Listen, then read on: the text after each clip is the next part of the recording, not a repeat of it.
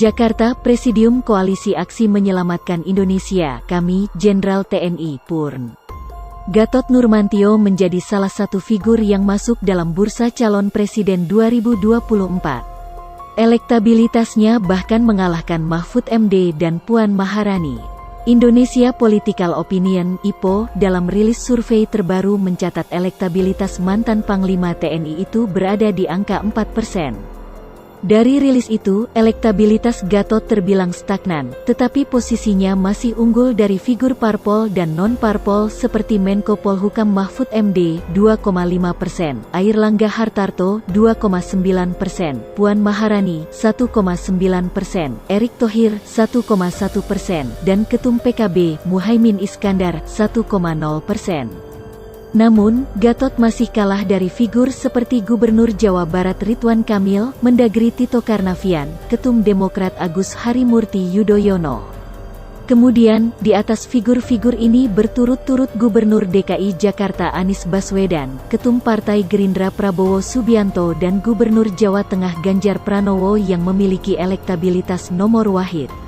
Kembali ke elektabilitas Gatot. Meski Purnawirawan Jenderal Bintang 4 itu tak diasosiasikan dengan parpol manapun, tetap masuk dalam jajaran figur yang berpeluang di Pilpres 2024. Lalu, apa faktor yang mempengaruhi sehingga Gatot berhasil mengungguli Mahfud MD DKIK?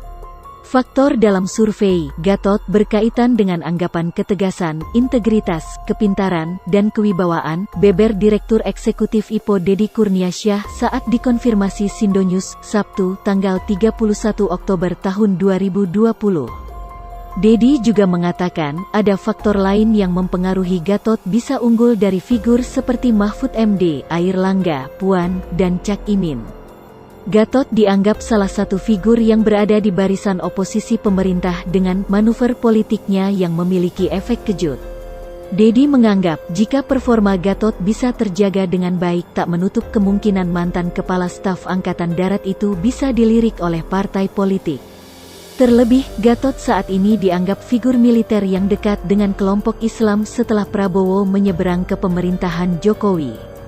Hanya saja dalam konteks lain, bisa saja karena faktor meningkatnya kekecewaan publik pada tokoh-tokoh politik, sekaligus faktor popularitas Gatot yang terus meningkat, jelas Deddy.